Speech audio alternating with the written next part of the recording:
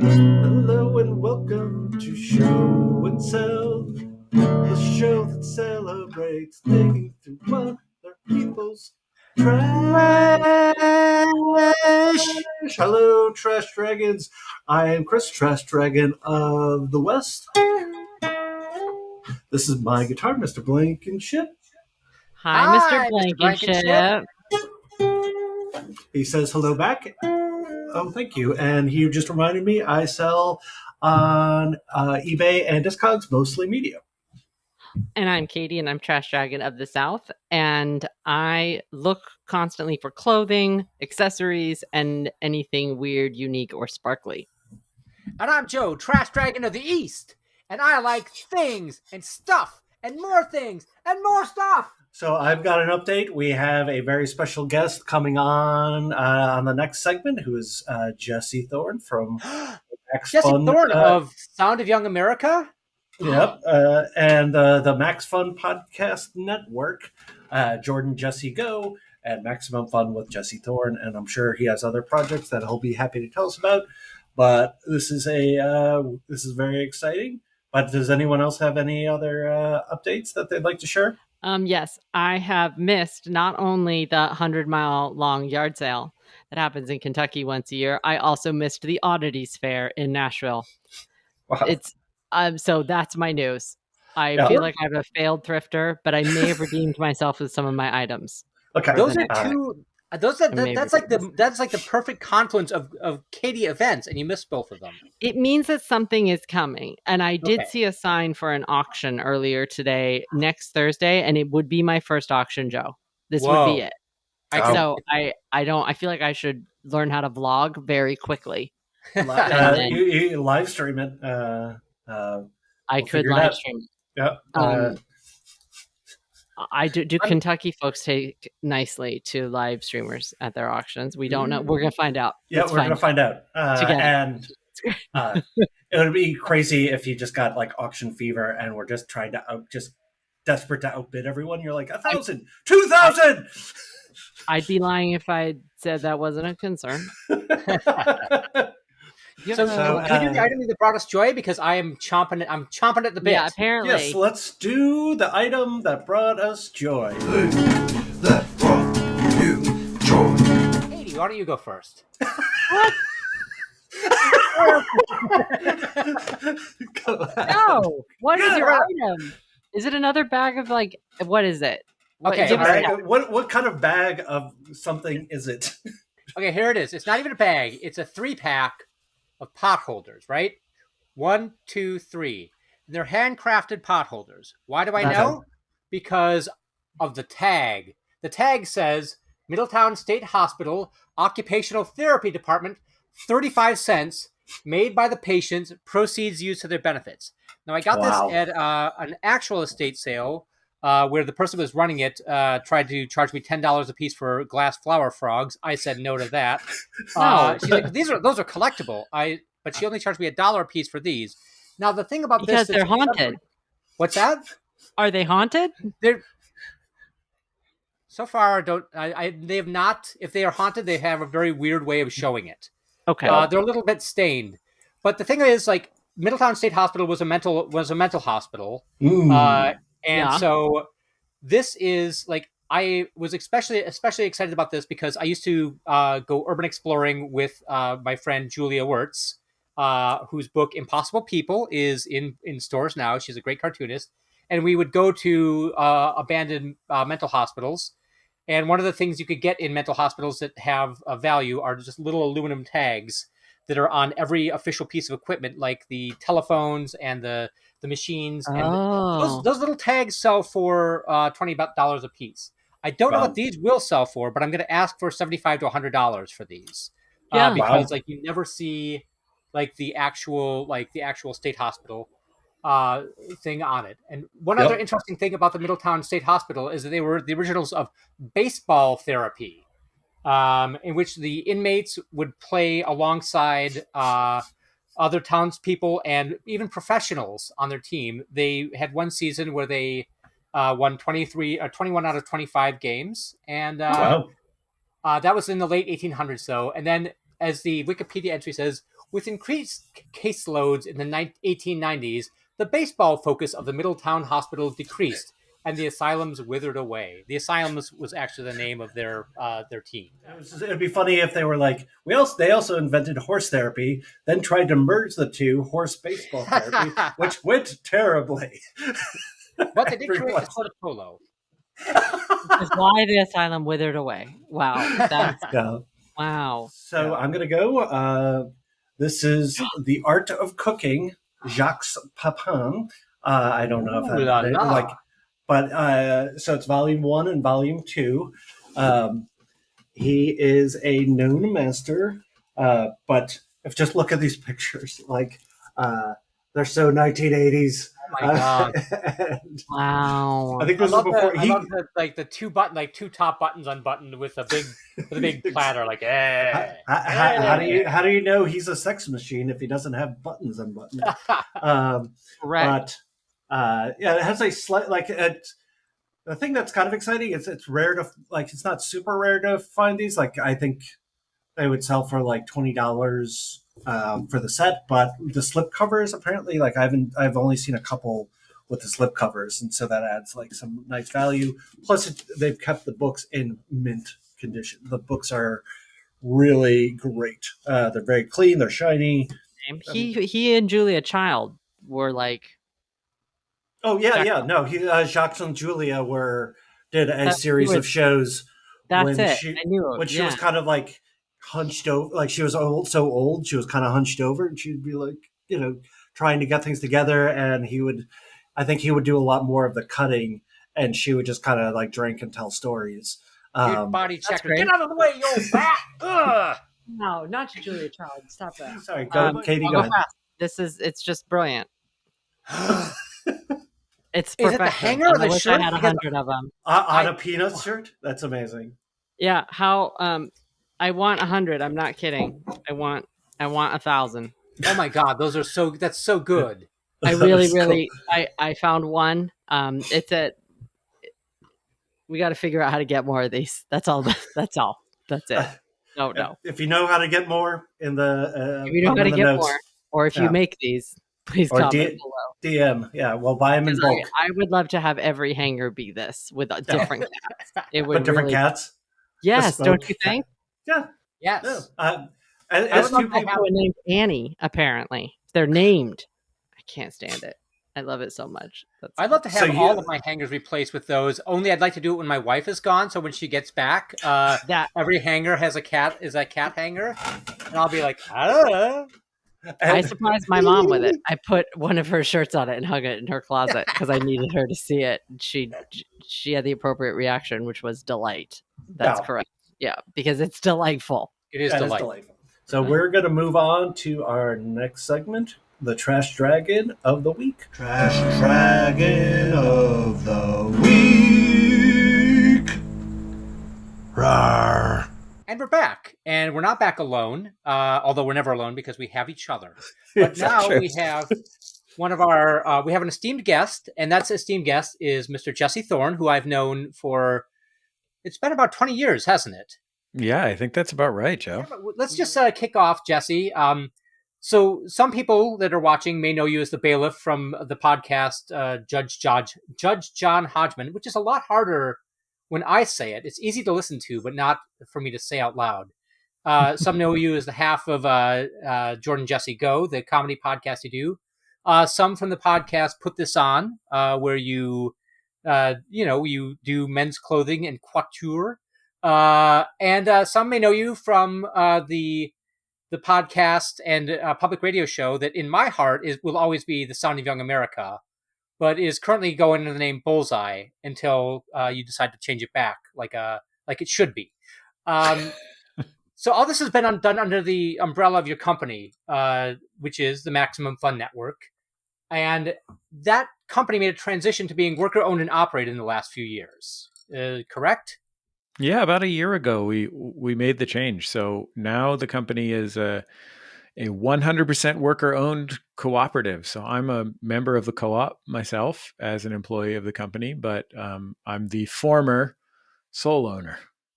I've got a question. As a communist, why do you hate America? Wow.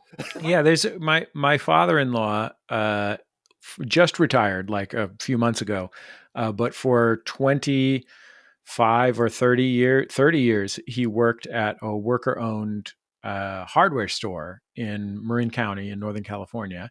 And when it was time for me to no longer be the owner of Max Fun because I couldn't deal, I thought about selling to people that I didn't like. And then I remembered my father-in-law and I called him, found a nonprofit that specializes in helping owners transition their companies to worker ownership, and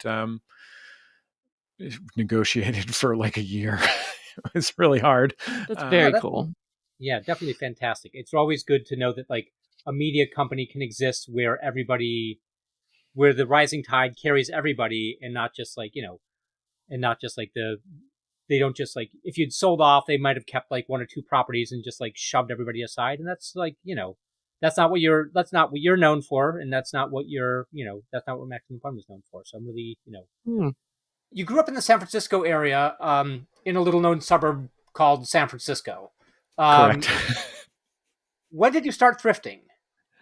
I've never not. My mom, when I was a kid, worked in an antique lighting store on Fillmore Street in San Francisco. My mom has always been an antique stealer, even when she had other careers.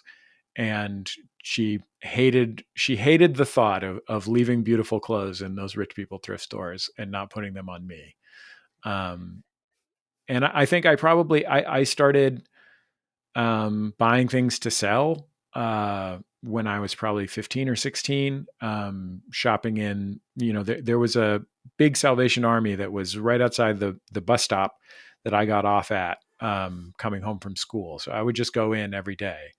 And that was the like mid to late 90s. So it was the height of the swing revival. So I would buy clothes from the 40s and sell them on eBay, back when you had to get money orders in the mail before you mailed something out on eBay. You usually look for, is there anything in particular you look for? Is it just like, is there a specific item of clothing you're always on the prowl for? Or is there like some, like a non-clothing thing you're like looking for? I'm not trying to get your competitors some chum. I'm just curious. When I'm out there, I'm looking for, the menswear. The men's vintage scene is so dominated right now by like teenage streetwear dudes buying t-shirts from the 90s and early 2000s. And I cannot compete with those. I do not have the taste for it. Like, they all look pretty awful and ugly to me. Like, they're all just like people buying vintage Affliction t-shirts. It's like, correct. Okay, yeah. Not to my taste. NASCAR jackets, not into it. If I'm not buying the $3,000 blue jeans that got pulled out of a mine, or like certain other very specific collectible categories, certain kinds of Chimayo jackets that Japanese people buy. There's a lot of Japanese vintage buyers at the flea markets here in on the West Coast. Then I can go at it. As far as other stuff that I buy a lot of small things. I buy a lot of jewelry, especially for men. Like, everybody at the flea market knows that they can offload their cufflinks to me. But all kinds of men's jewelry. I love jewelry, and but also women's jewelry.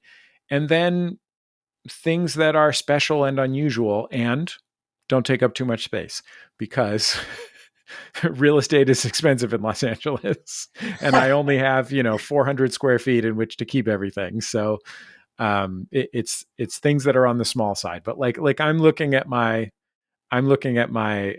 desk here, and like this is not one of the things I brought to show and tell, but this is a Tiffany desk thermometer.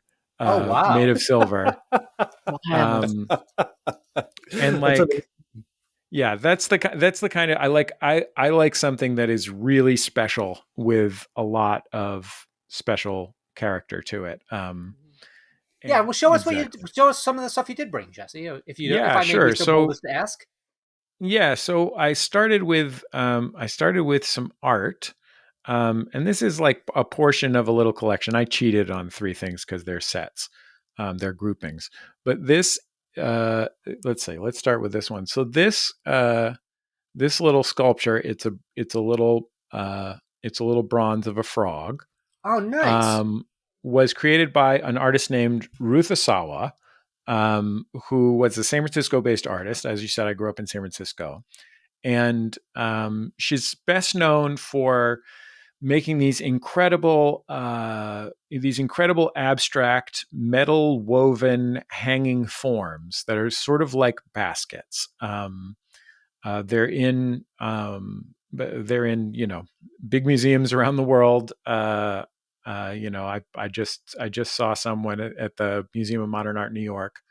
Among other things, she founded the high school that I went to and met my wife at. She was very passionate about arts education and really strongly believed that everyone should be able to have access to make art, especially kids. But Ruth, in addition to founding our high school, she used to be around at the high school gardening.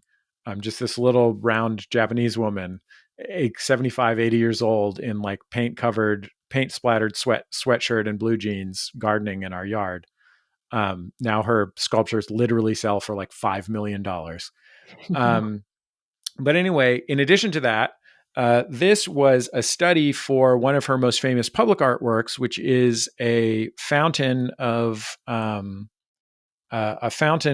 mermaid at Ghirardelli Square in San Francisco, which was very controversial when she unveiled it because it was representational. She actually cast the mermaid has a child, and she actually cast a pregnant friend to make into the mermaid.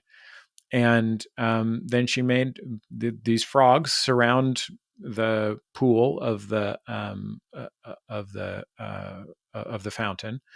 So this one also, this is another piece of hers, another representational piece. It's a persimmon. So both of those I actually bought on eBay. I just have always had a saved search for years and years and years and years. And once in a while, something pops up and I just grab it the second it pops up. This piece came up in one of my eBay searches. It's a tile with Victorian homes on it and the Golden Gate Bridge and some other San Francisco stuff. And it came up in one of my eBay searches. It was a collaboration between Ruth and a ceramicist. And the eBay auction, they wanted $2,000 for it or something like that. I was like, I'm not going to give them $2,000 for a tile.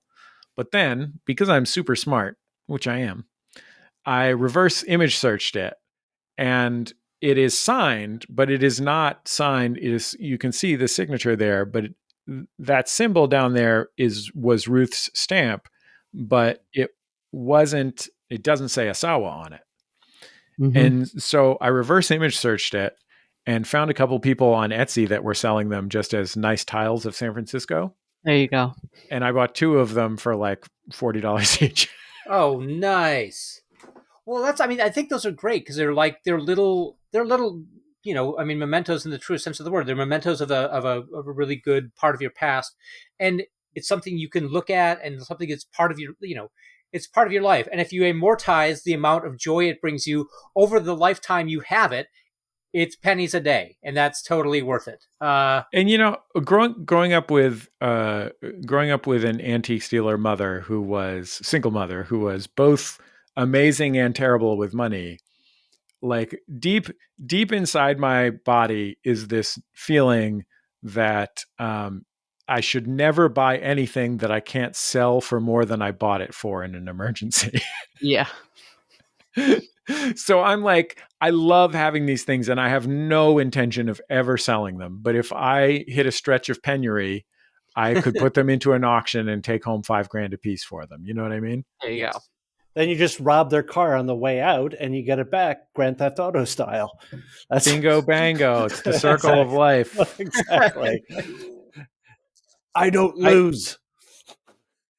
I also brought, I mentioned how much I love the freaking flea market. I love the flea market. I used to get up at 6:00 in the morning, go with my mom in San Francisco. when I was a teenager. Do you have any idea what it takes to get a teenager out of bed at 6 o'clock in the morning? As somebody who's gone to yes, I do. Yeah. I went to Mexico City with my wife, but the best part was flea markets. As of like me dragging my wife to flea markets when we could be at the greatest museums in the world.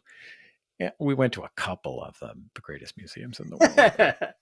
But I brought these. Okay. I'm taking my headphones off so I can grab what I brought. Sure. It should be, I would like to point out that every flea market is a museum unto itself. It's just like, it's a museum of people's personal, what they found interesting enough to sell, or what they found in the garage, or what have you. Yeah. Whoa.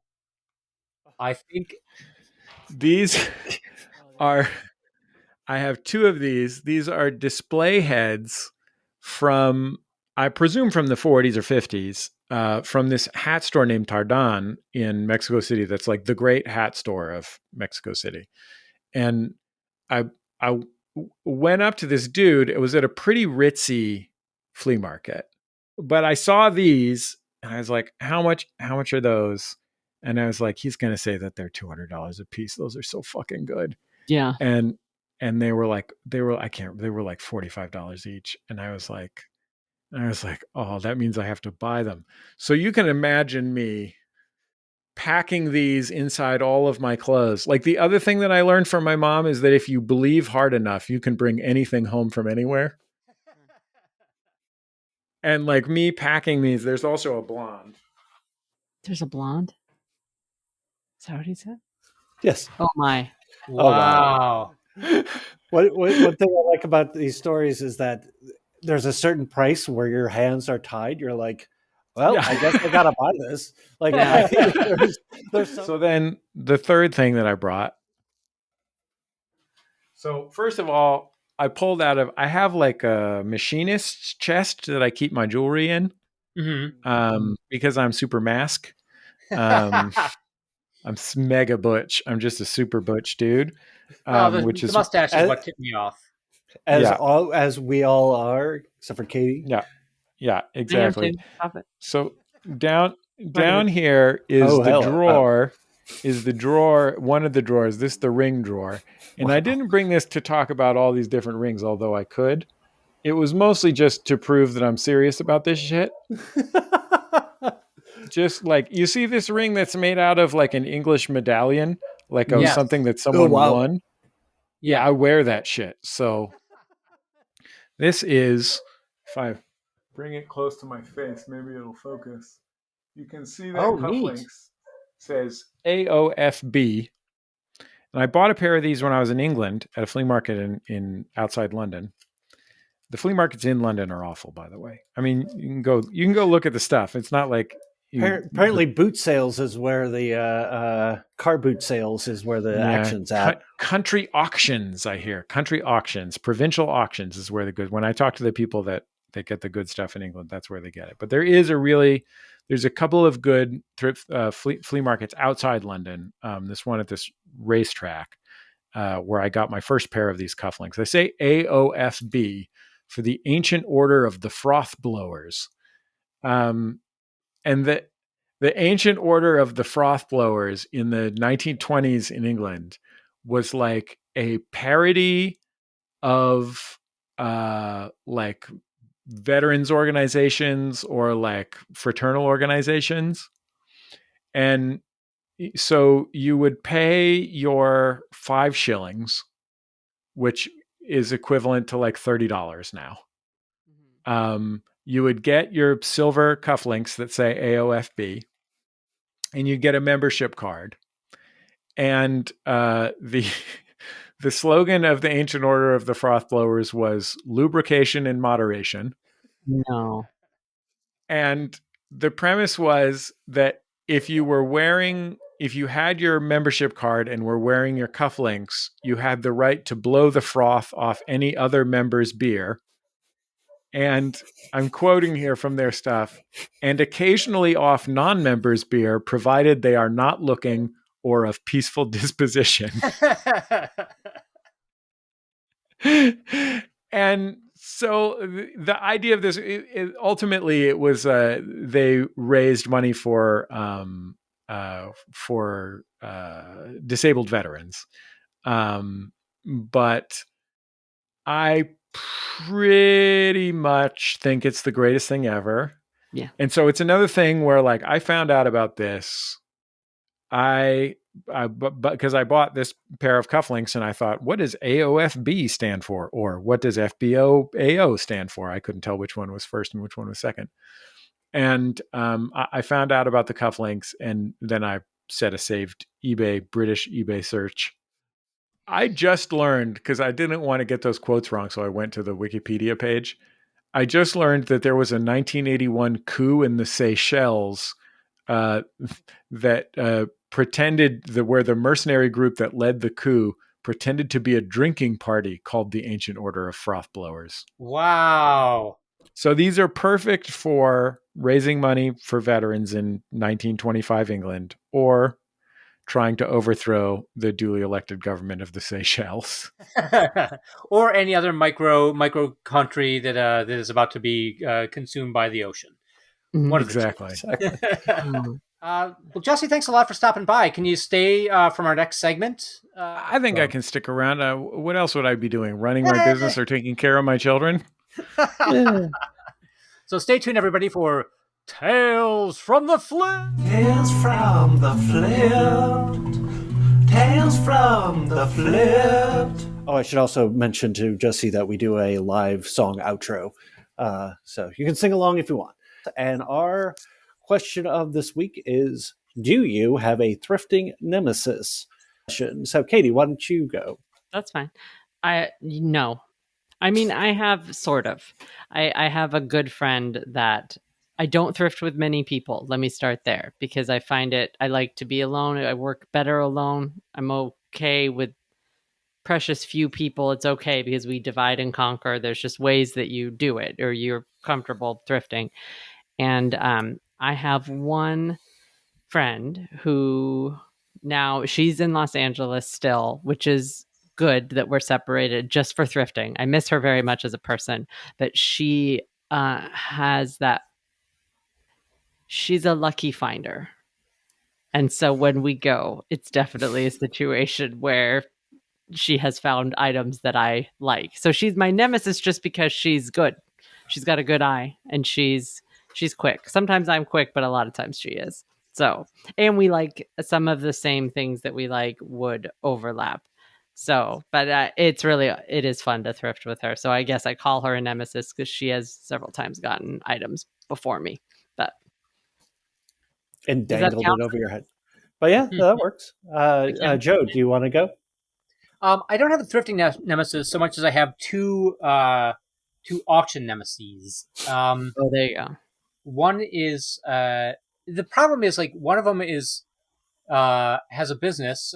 He owns a car mechanic garage, like less than a mile from my house. So I always have to be reminded of him.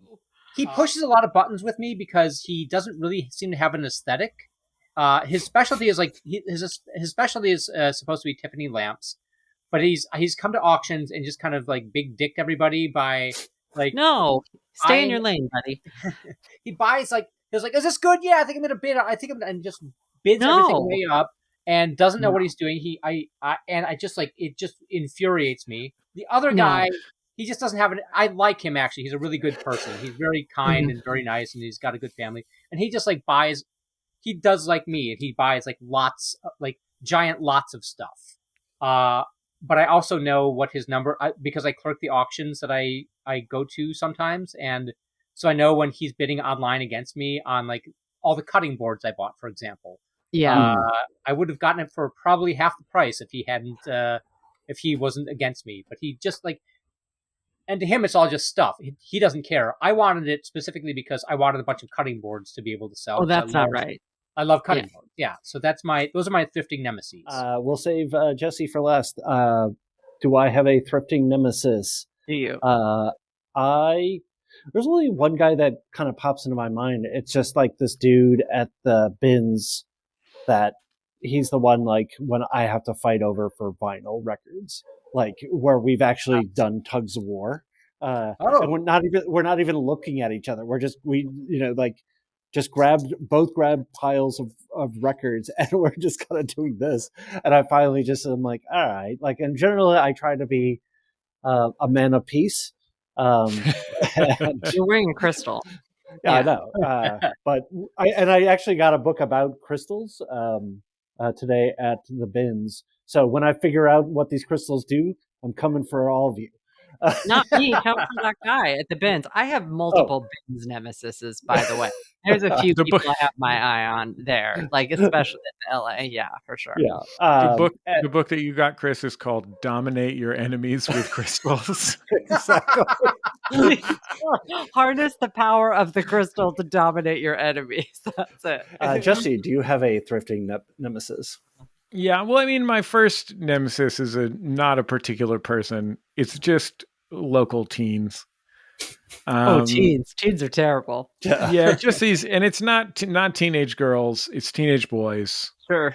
I often, if they were artsy types, like if they were there because they want to, be in whatever today's equivalent of Blondie is or whatever. Sure. This I can forgive entirely. For generations, artsy type teens have been at the thrift store, buying their grandparents' clothing and 100%. wearing it while smoking clove cigarettes. And I have no problem with that. Yeah. Sincerely, no problem with that. And I think it's adorable. And if they have something nice in their hands, I'll say, that's really nice. You should get that. It's these hype beast teenage streetwear bros. They just like push you, and like they're just such meatheads. I just can't bear it. Okay. Other nemesis is going to be my mom. I love my mom more than anything. My mom is the best, and I would never have gotten into this business if it weren't for my mom. And I've learned so much from my mom over so many years.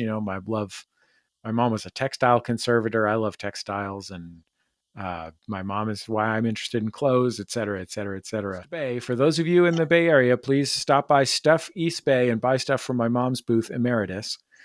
But it's the thing that means that I don't have to fully support my mom in her dotage, only semi-support my mom in her dotage, is that she will work forever doing this. So God bless her. But when we go to the flea market together, when she's visiting me in Southern California, which we always do, no matter how many children need to be taken care of, she will like grab things and then show them to me because she knows there's something I'd like. She knows there's something in my lane as opposed to hers, but she can't decide whether she wants to let me buy it or she needs to buy it to put in her store. She'll she won't say that out loud, but she'll be like, isn't this great? Wouldn't this be a good thing? This menswear stuff. What do you think about this? Oh no. And I'll be like, yeah, that's really good. And she's like, I wonder what it costs to find out. Well, maybe I should get it for you. Oh boy. I'll be like, okay, yeah, thank you. That's very nice of you. And she'll be like, I should put it in this. I'll get it and put it in the store. I'm like, okay, you also can do that. You're also allowed to do that. And then she'd be like, do you like it? Would you want to keep it? Oh no. And I'd be like, don't do this. It just moves between these. There's no nailing it down. It doesn't matter what it is. My mom is very generous too. Like, as a rule with me and my family, in terms of stuff, like she loves to give us stuff, but she hates to give up inventory. So it is this tense web of, whereas if it was me, I'd just be like, look, it's obvious. There's some stuff that is me kind of stuff, some stuff that is your store kind of stuff. Mm-hmm. You take your store kind of stuff. I'll take the me's kind of stuff, and it's settled. Yeah. But she loves to live in that liminal space. Loves the limit. It's actually really sweet because I think she really trusts your taste. And so knowing that it's something that you would like probably also equates to her that it is something that will sell in the store. But guys, I think we did it once again. Unless I'm mistaken, this is a 5-star A++++, 2 thumbs up episode. Am I crazy? Did it? I'm not. Jesse, would you like to plug everything? You want to plug everything in the Sun, including your mom's store, including your multiple podcasts. Hit it. Yeah. Okay. If you're in the San Francisco Bay Area, do go shop. I'm serious. My mom has an incredible store. It's a group store that's the very, very rare, really great group store. It's called Stuff East Bay. It used to be another version of Stuff at the edge of the Mission District and in downtown San Francisco. And you should go out because it's incredible stuff. Not just my mom's stuff, but go check out Emeritus and check out my store at putthisonshop.com. And, if you want to learn about menswear, you can go to putthison.com. And, I do comedy and stuff, but God knows nobody needs another podcast to listen to. But you know what? Follow me on Instagram. Yeah, fair enough. Put.this.on and Jesse Thorn, very famous. Thank you for watching Show and Sell. If you remember, hit like, share, subscribe. But if you don't, everything is gonna be alright. But if you do, things are gonna be a little bit brighter for us. There's an algorithm controlling all of our lives. Thank you for watching Show and Sell. If you remember, ring the bell. Ding. All right. Thanks for watching, everyone. Thank you, Jesse, for being on the episode. Jesse, you can sing along if you want to. He's just being nice. Hey, thanks for coming, everybody.